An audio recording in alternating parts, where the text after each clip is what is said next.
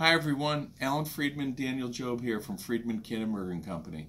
As many of you are already aware, 2018 brought some unprecedented and wide-sweeping changes in tax laws, both federal and state, and affecting both businesses and individuals. Yeah, it's crazy, Alan. As we've looked at the situations for each client, your old funny answer of, how does anything impact me? It depends. It's really true. Really is true, and we really are trying to look at each situation because they are very unique. And if that wasn't enough, then we had the two major Supreme Court cases where the state of California rendered opinion on independent contractors Right. and what's clearly an independent contractor. Right. And then the Supreme Court came out and said, well, we no longer have the right to regulate the sales tax to out-of-state sales. Exactly. And even the California Supreme Court rendering really is being followed by many states in the United States. So it's not just applicable to California. Yeah. We are getting so many questions both on the personal side of things as well as the business side. Well, some of the questions that people have been asking you on personal individual tax returns. Yeah, and I think for anybody watching this video right now, you should be asking yourself, are my withholdings enough? Right. Am I going to owe taxes at the end of the year?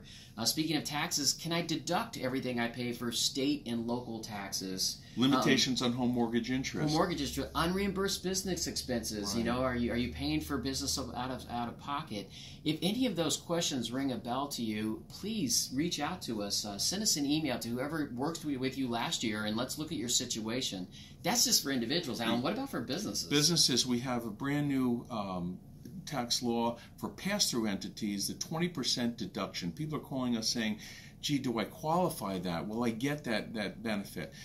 Corporate tax rates are lower, and then that follows up with the question, gee, should I be a C Corp and not be an S Corp or an LLC anymore? Yeah. Meals and entertainment. Yeah, that's another one. That's one that's been cut. And then on top of that, again, going back to that California case of taxing internet sales or out-of-state sales. And worker classification.